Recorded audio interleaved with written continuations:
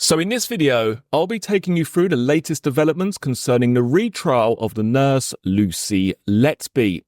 Lucy Letby is currently standing trial on one count of attempted murder. The information provided in this video is from the live reporting taken directly from inside the courtroom. Today, we hear the closing speeches from both the prosecution and the defence. Mr. Justice James Goss is addressing the jury.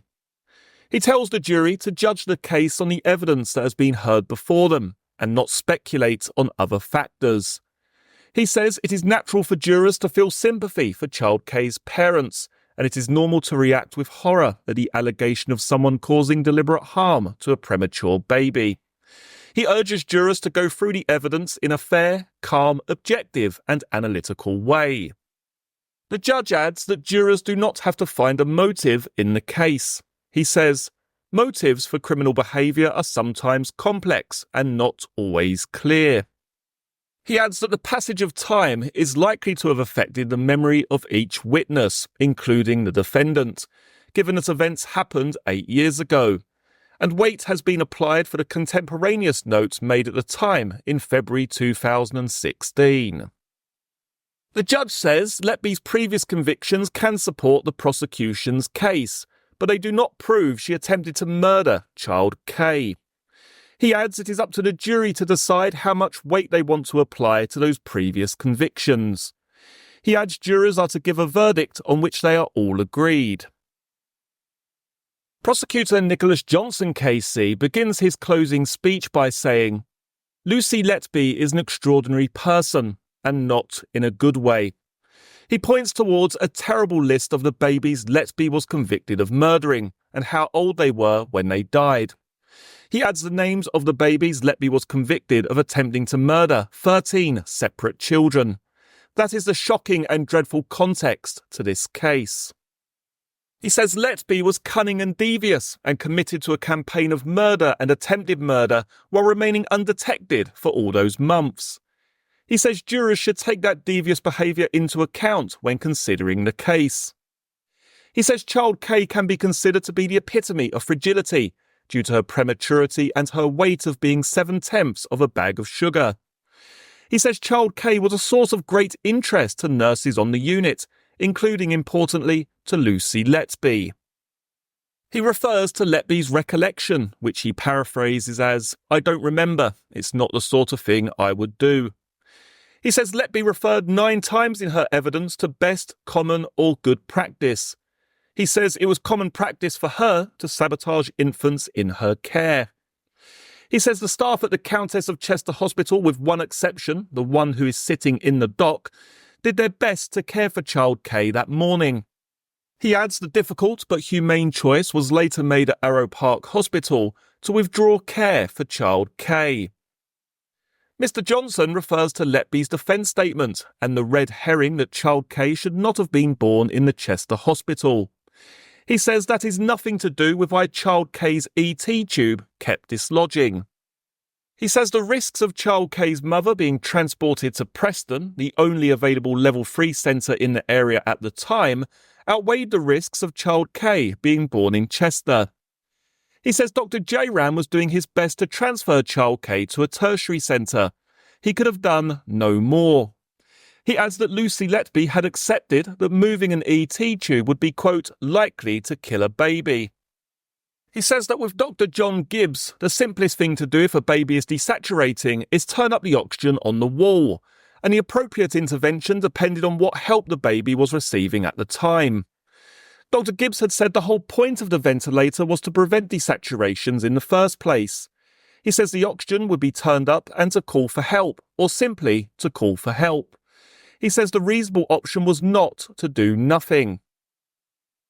He refers to Elizabeth Morgan's agreed evidence, which said from her professional experience it would be standard and good practice to immediately tend to the bedside, assess the baby and take any corrective action, calling for help if necessary. A series of checks would be carried out immediately, e.g. if the tube has become blocked or equipment failure. She said it would not be good practice to wait. Mr. Johnson says Letby had said in evidence, that's her opinion. Mr. Johnson says that is agreed evidence and what should have happened. Mr. Johnson says it was a defence case there was a shortcoming in care after child K was born.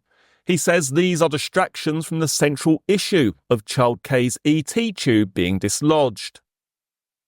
He refers to the leak 94 reading from the ventilator being a snapshot taken at that moment in time, and witnesses had given accounts to say child K was optimally oxygenated. He says questions were asked about Dr. Barbarow's panel board meeting, which had concluded child K's care was suboptimal. He says the choice to have the delivery in Chester and a delay in transfer could not be helped, and the delay in inserting a line for child K was a distraction. He adds the conclusion was not based on all the evidence. He says Dr. Barbarow was surprised when he heard child K's alternate delivery location was Preston, and he had said, quote, "That's a long way." He says none of those issues had anything to do with the competence of the staff at the Countess of Chester Hospital. He refers to the delay in inserting a UVC line for child K. The plan for it had been confirmed at 3:41 a.m. He asks the jury what happened immediately after. He says Letby had interfered with child K's ET tube and child K desaturated. He says the defence are relying on the destabilisations of child K from the defendant's acts of sabotage for the staff's competence of the care for child K. He says the care of child K was criminal, not suboptimal, as a result of Lucy Letby's actions. Mr. Johnson refers to a 2:45 a.m. reading for child K on nursing notes, in Letby's handwriting but not initialled by her. He says Letby had called the lack of initials an oversight. Mr. Johnson says jurors should look at the context. It shows that Lucy was very keen to get her hands on child K and wanted to reduce the audit trail from what she knew was going to happen. He refers to a nursing note started by Letby at 2:36 and ending at 2:50 a.m. for one of her designated babies who was in room 2. He says during that time, Letby was in room 1. He says that is a reflection of Letby's sly behaviour. Mr. Johnson refers to further nursing notes about the room 2 baby's 3:30 a.m. feed by Letby. He says the words, quote, "bottle offered" on the note were written afterwards and was devious. He says child K's designated nurse, Joanne Williams, would only have left child K after ensuring the baby girl was stable. He says there is no dispute about that. He says it cannot be known, given how long ago events were, what order Miss Williams did her nursing duties noted at 3:30 a.m. Documented as getting a morphine syringe out of the storage fridge, for noting intensive care readings and for noting observations for child K. He says according to the contemporaneous notes, the morphine was commenced at 3:30 a.m. He says the hourly rate was 0.34 and the total administered by 4:30 a.m. was 0.35. He says the idea that Joanne Williams was out of the unit by 3:30 a.m. was unrealistic. He says the door swipe data of 3:47 a.m. of the nurse entering the unit is accurate. He asks if jurors believe for a minute that child K would have been left abandoned for 20 minutes in room 1 in her fragile state. He says nurse Caroline Oakley and Valerie Thomas returned to the unit at 3:40 a.m. He says it was after this time that Joanne Williams left the unit. He refers to the 3:41 a.m. transport team note with Dr. J-Ram being called. He says Dr. J-Ram was at the nursing station on the phone when Joanne Williams left, and the transport team's note is accurate. He says Joanne Williams was gone from the unit for 6 minutes, and at that time somebody had to be looking after child K.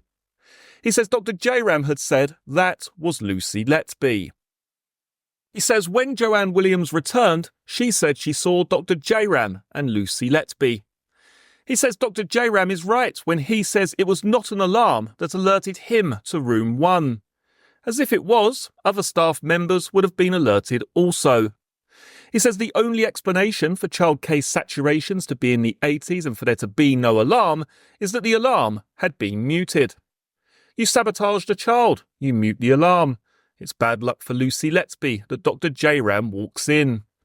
He says after that point, the alarm is then sounding that alerts Joanne Williams on her return to the unit.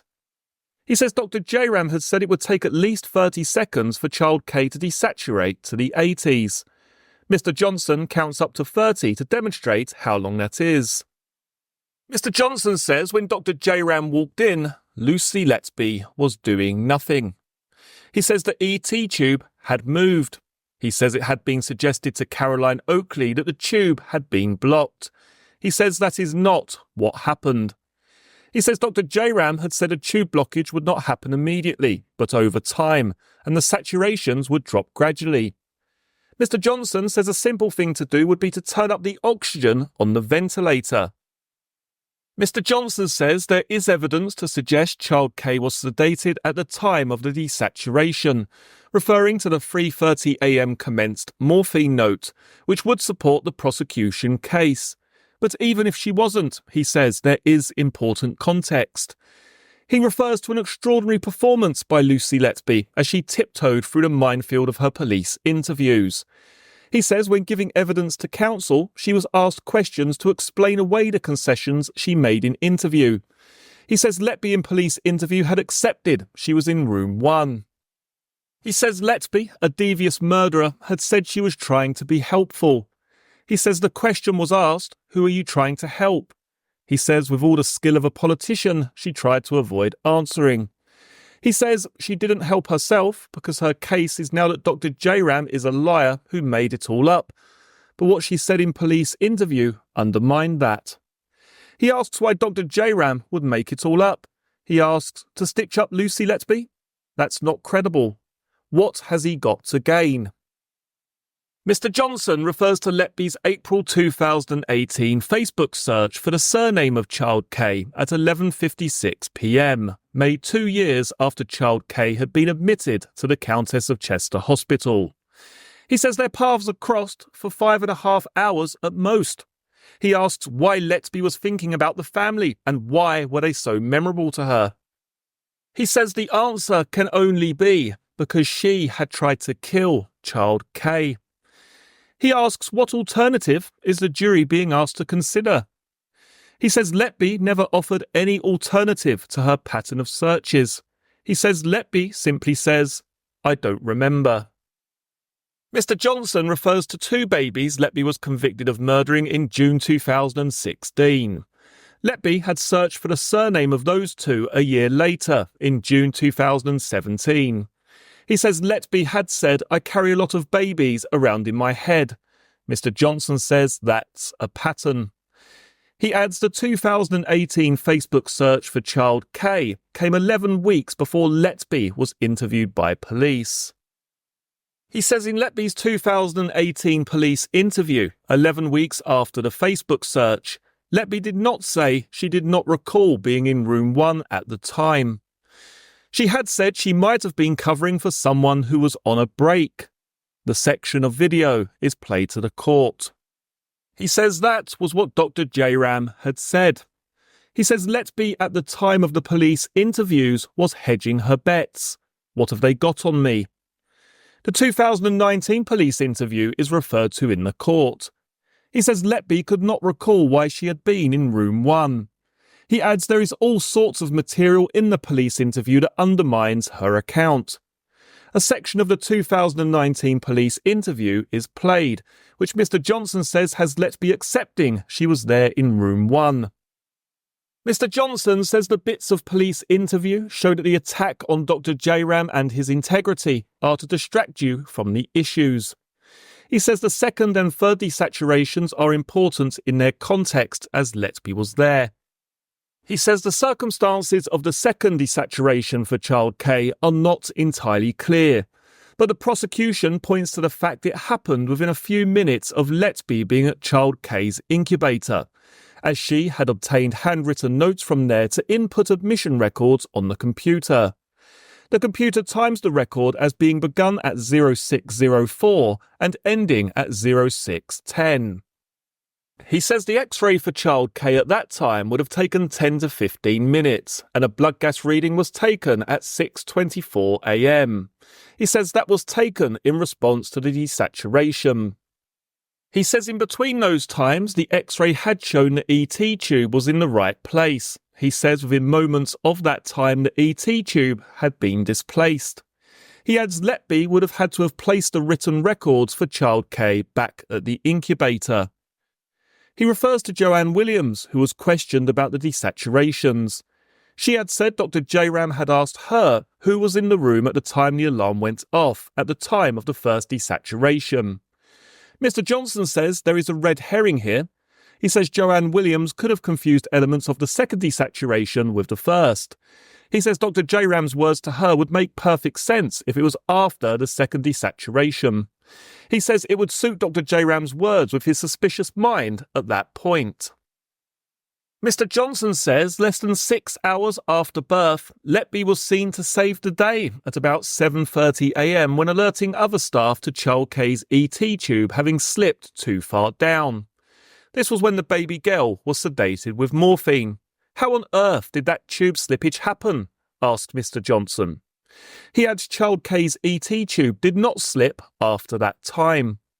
He says Letby was making it look like child K was a habitual tube mover to cover her own tracks. A nursing colleague's evidence was unchallenged. Mr. Johnson says that evidence was accepted by the defence. He says that proves a couple of points, that Letby was back in room 1 when she should have been in room 2. He says that was when she had no reason to be in nursery room 1, and she had not been alerted there by an alarm. He adds that the tube had dislodged again, and that it happened when child K was sedated, and that it happened 3 hours and 45 minutes after the first desaturation. He says on this occasion, Letby had called for help and took action to assist child K. Mr. Johnson says the jury heard from Letby and her demeanour, and she was clearly lying, like she has done on so many things.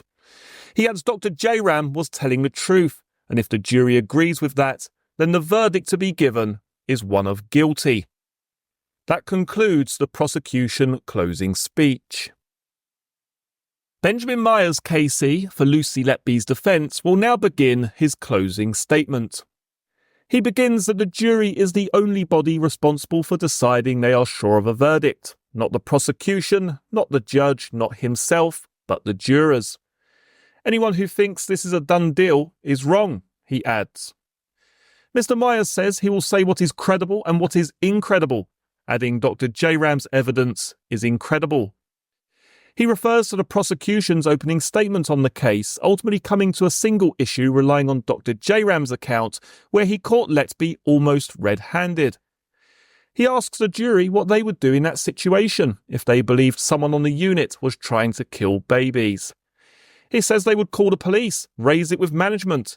He says his account included the words, "We didn't have the training," which he labels pathetic, adding a child would have known what to do. He says the only sensible reason for that not happening is events differed from what he said happened. Mr. Myers says he and his defence team will stand up and defend Lucy Letby when no one else will, for it to be a fair trial. He says Dr. J-Ram didn't have a clue what he saw, and the prosecution have been inventing in this case. He says it is an insult to the collective intelligence of the courtroom that Dr. J-Ram had said what he saw and did nothing. He says it is ridiculous and unbelievable. Mr. Myers refers to a baby in the unit, not child K, which had self-extubated. A long line had snapped. He says out of nowhere, on the basis of no evidence, the prosecution had accused Letby whether she had done that. He says there was no evidential basis for that, and says it was unfair and deeply prejudicial. Extraordinary, he adds. Mr. Myers says it is known that nurses move from nursery room to room to help each other, and that is not unusual, but was portrayed as suspicious when Lucy Letby did so. He refers to the unsigned Letby initialing for a nursing note at 2:45 a.m. He says it is obvious the rest of her note is in her handwriting. He refers to another chart where 3 entries are not signed, including at least one by Melanie Taylor.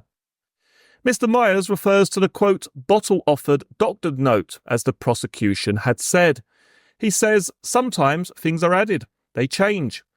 He says Dr. Jayram had, in another note, scribbled out 0330 and replaced it with 0350, and says it would have been classed by the prosecution as suspicious if Letby had done that.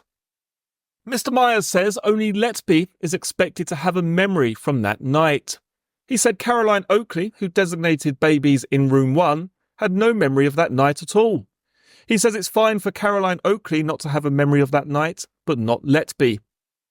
He refers to the morphine prescription signed at 3:30 a.m, and the evidence is a long way from implying Child K was sedated at 3:45. He says it suits their case to nudge it that way.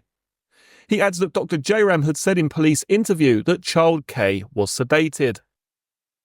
Mr. Myers refers to the drugs logbook when the morphine syringe is noted as being taken out of the storage fridge at 3:30 a.m. He says that needs time to warm up for obvious reasons. He says the infusion chart of hourly readings at the half-hour mark are not precise. He says the prosecution will not accept even when their witness says otherwise. He says the prosecution has then relied on calculations, and the witness was invited to calculate it on the hoof, referring to the 0.35 total reading for 4:30 a.m. He says it is not a safe process to treat those as fixed times, as the rate is not increasing by the same rate each time. Some of them are bigger, some are smaller, and it cannot be known what times the readings were taken. He adds the note is made 0350 100mg/kg morphine elsewhere on the sheet, and refers to a prescription of the morphine, time started 0350, which he said Dr. Jayram had accepted. The administration history for the drug records administered 0350. Nurse Joanne Williams' note is shown to the court. The note of the desaturation is made, followed by commenced morphine. Mr. Myers says this is chronologically what happened, and is consistent with what Dr. James Smith had said, that morphine would not have been administered before intubation, with which Dr. Jayram had agreed. Mr. Myers says Joanne Williams had earlier given an account to say her recollection was that she had gone to see the family to update them on Child K for about 20 minutes.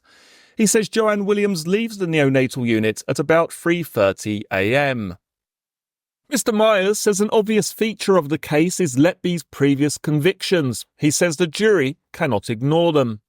He says it is equally obvious that those stem from different cases and do not make her guilty of this one. He says those convictions should not be used as a shortcut to guilt. He says the evidence should be looked at separately to them and labels the evidence as weak. Mr. Myers says the jury understands what Letby says in her defence, that she said she did not intend to harm Child K and that she does not believe Dr. Jayram is a credible witness. He says the prosecution has been in forensic word games, adding there is no mystery in Letby saying she did not remember. He says the total defence statement was over 200 paragraphs representing 22 cases, and Letby had given details on cases where she remembered them. He asks the jury to look at the police interviews in a fair and balanced way.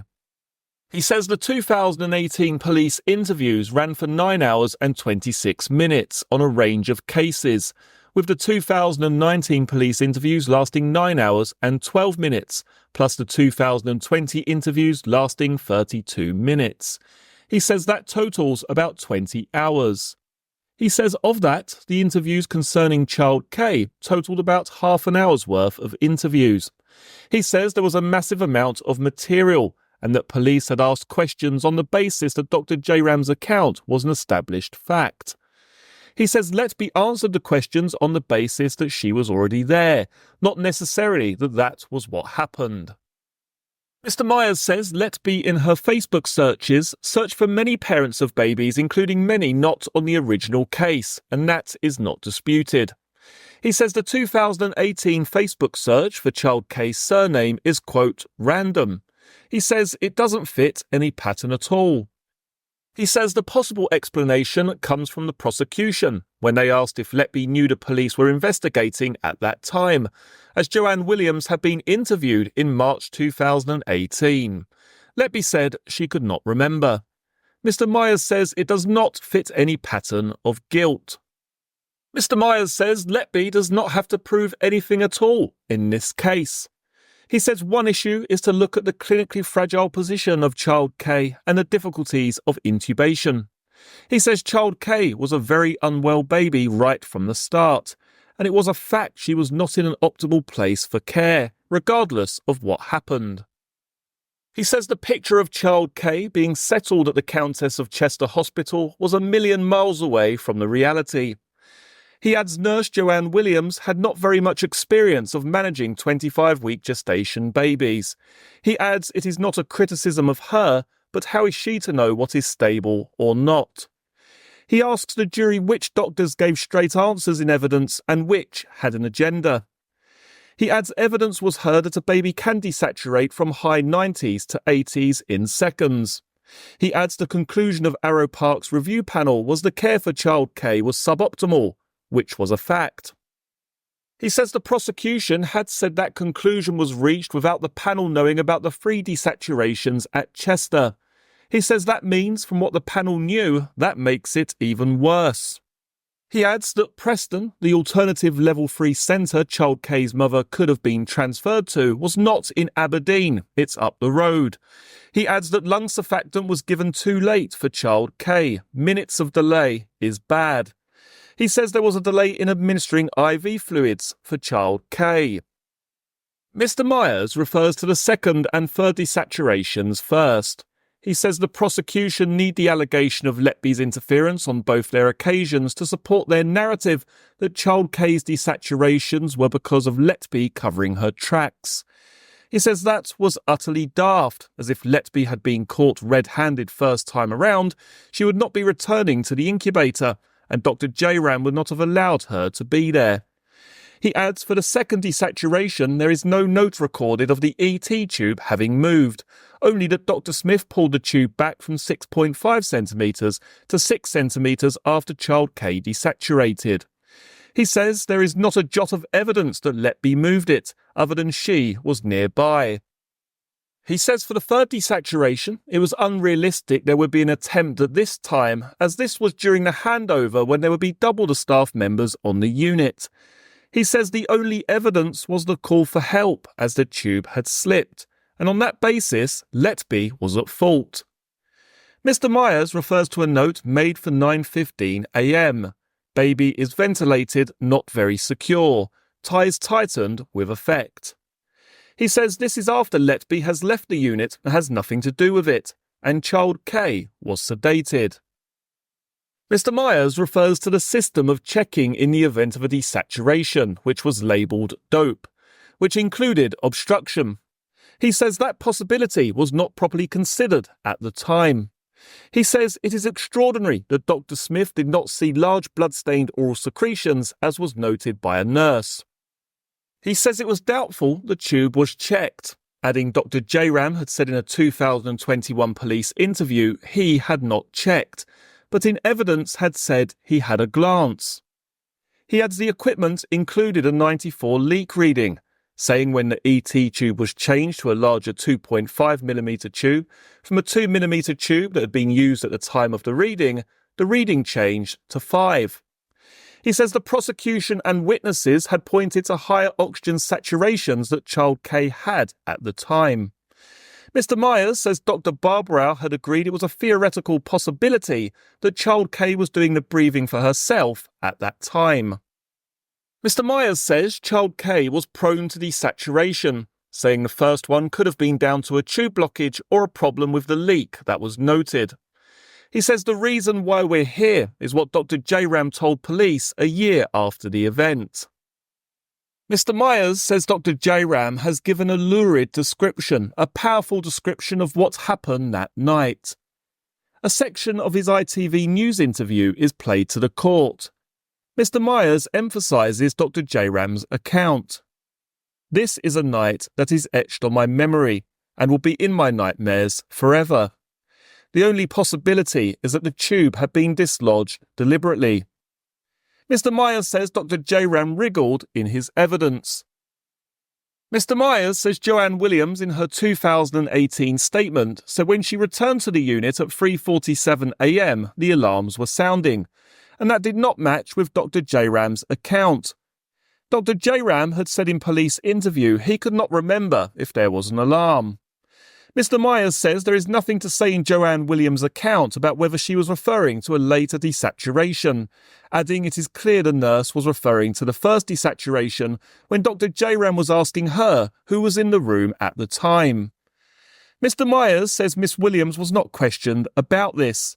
He says if Dr. Jairam was correct in his account, he would not be asking her about who was there. He says Joanne Williams is a clear and neutral witness, and the prosecution have literally conjured up an explanation. Mr. Myers refers to the transport team's 5:50 a.m. note, quote, "Call received from Dr. Jairam, baby dislodged a tube and had to be reintubated." Mr. Myers said the prosecution had earlier said the transport team's notes were very precise. Mr. Myers says it gives a record and an explanation, and Dr. Jairam told them this. He says this was why there were no calls to the police. Mr. Myers says if Letby was not convicted of the other cases, would we be here now? He adds they would not be. He says whatever Letby has been convicted of, the jury must be sure of Dr. Jairam's evidence, which he says is unbelievable. He adds the jury have very good reason not to be sure, and asks the jurors to give a verdict of not guilty.